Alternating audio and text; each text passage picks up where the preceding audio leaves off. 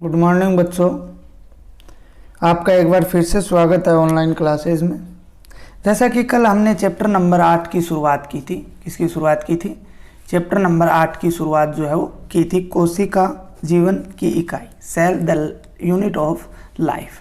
कोशिका के बारे में मैंने आपको बताया क्या कोशिका क्या होती है, कोशिका क्या है, व्हाट इज ए सेल, किसने इसकी खोज की, किसने सर्वप्रथम इसका नाम लिया और कौन कौन वैज्ञानिक थे जो इससे संबंधित महत्वपूर्ण वैज्ञानिक थे, उनके बारे में भी मैंने आपको बताया।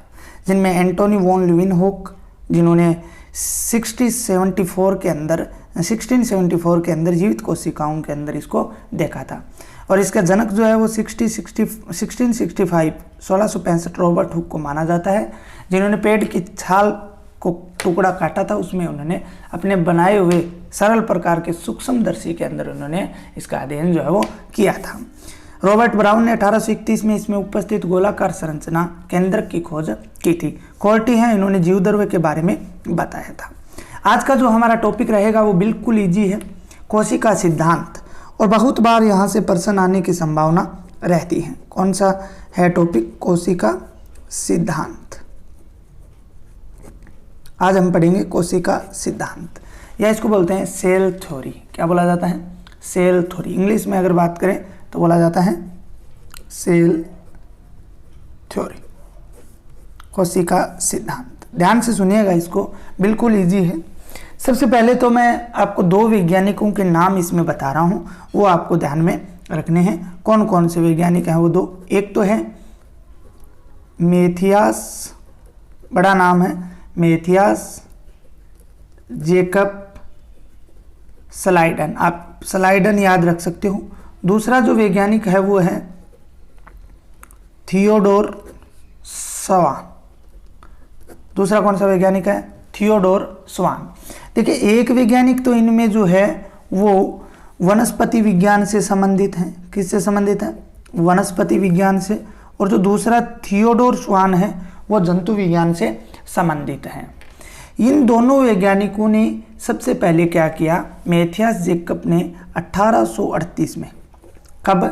1838 के अंदर पादपों में ऊतकों का अध्ययन किया। किसका अध्ययन किया? ऊतकों का अध्ययन किया। पादपों में क्या किया? ऊतकों का अध्ययन जो है वो किया। किसका अध्ययन किया? ऊतकों का अध्ययन किया। थियोडोर ने, अगर हम ऊतकों का निर्माण, इन्होंने क्या बताया था जेकब स्लाइडन ने, कि ऊतकों का निर्माण जो है वो कोशिकाओं से होता है। किन से होता है? कोशिकाओं से होता है।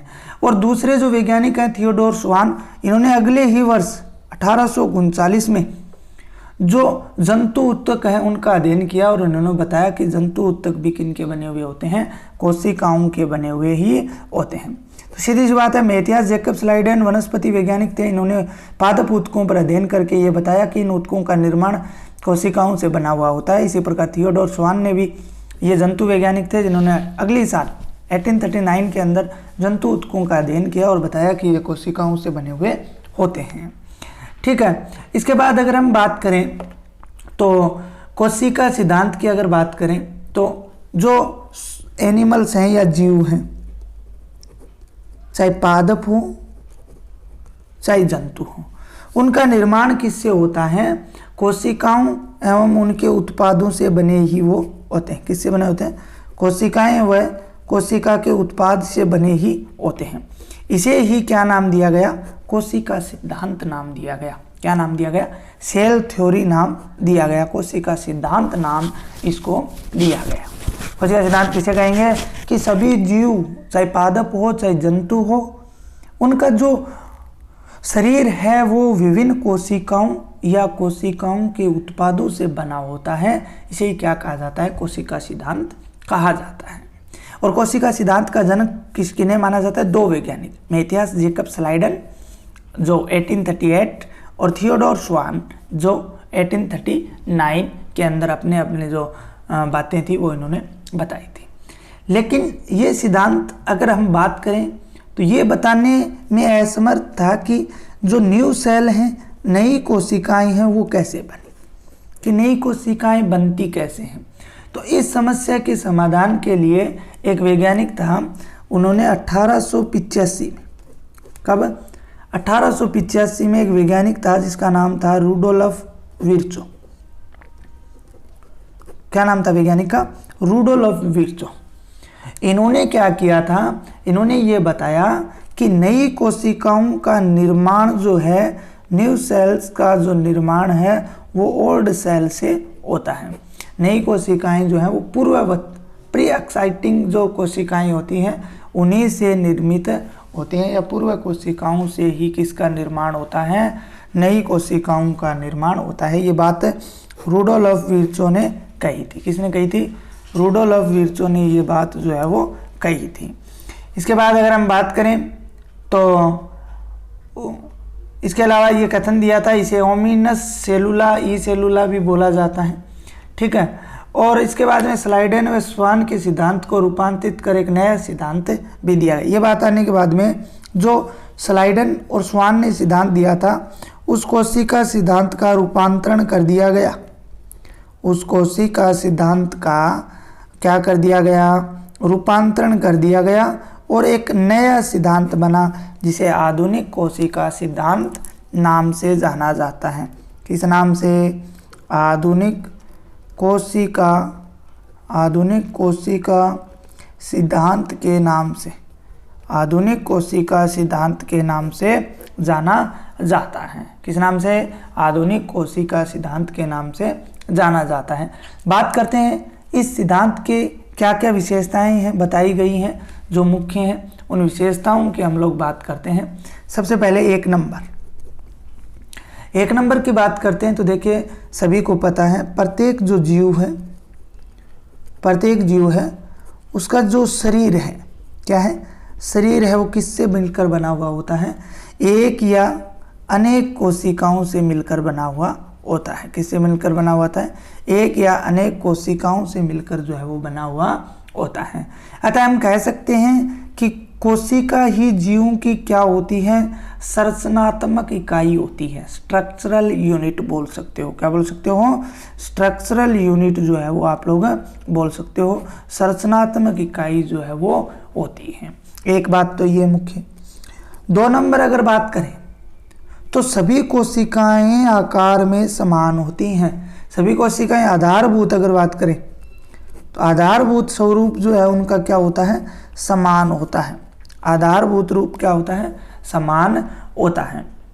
जो जीवद्रव्य में एक अंश युक्त होते हैं इनमें एक केंद्रक भी होता है, पतली झिल्ली आवरण भी होती है, लेकिन पादप कोशिकाओं में भित्ति कोशिका पाई जाती है जबकि जंतुओं में नहीं पाई जाती है। तो हम आगे पढ़ेंगे, ठीक है। इसके अलावा 3 नंबर अगर बात करें तो सभी कोशिकाएं जो होती हैं उनमें रासायनिक संगठन व उपापचयी क्रियाएं एक समान होती हैं।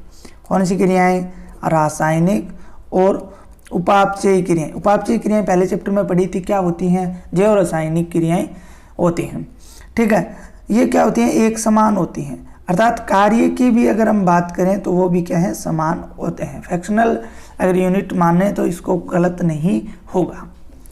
चौथा अगर हम बात करें तो नई कोशिकाओं का निर्माण जो है ओल्ड सेल से क्या बनती हैं? न्यू सेल जो है वो बनती हैं। ओल्ड सेल से क्या बनती हैं? न्यू सेल का जो निर्माण है वो होता है। और मैंने ये भी बता दिया कि किसने बताई थी ये बात? जो रुडोल्फ विर्चो है उन्होंने ये बात जो है वो बताई थी। 5 नंबर अगर हम बात करें तो कोशिका जो होती है इसको शरीर की जेनेटिक यूनिट भी माना जाता है, अर्थात आनुवंशिक इकाई भी माना जाता है। कैसे माना जाता है? क्योंकि जो आनुवंशिक पदार्थ होता है, कौन सा पदार्थ? आनुवंशिक पदार्थ जो होता है वो किसके अंदर स्थित होता है? सेल के अंदर स्थित होता है। सेल में स्थित जो न्यूक्लियस होता है उस न्यूक्लियस में ही उपस्थित होता है, इसलिए ये क्या होती है? आनुवंशिक इकाइयाँ भी होती हैं। तो प्यारे बच्चों, इस प्रकार से हमने 2 topic what is a cell and cell theory की बात जो है वो कंप्लीट कर ली है। इसके बाद जो हमारा टॉपिक होगा अगले दिन वो रहेगा कोशिका का समग्र अवलोकन, अर्थात कहने का मतलब है एन ओवरव्यू ऑफ सेल, मतलब कंप्लीटली अवलोकन करेंगे कोशिका में क्या क्या होता है, कोशिका कितने प्रकार की होती है, कोशिका में क्या क्या स्थित होते हैं, कोशिकाएं कौन कौन सी होती हैं, उन सब की बात हम आगे वाले वीडियो में करेंगे। तो आज के लिए इतना ही। बहुत बहुत धन्यवाद।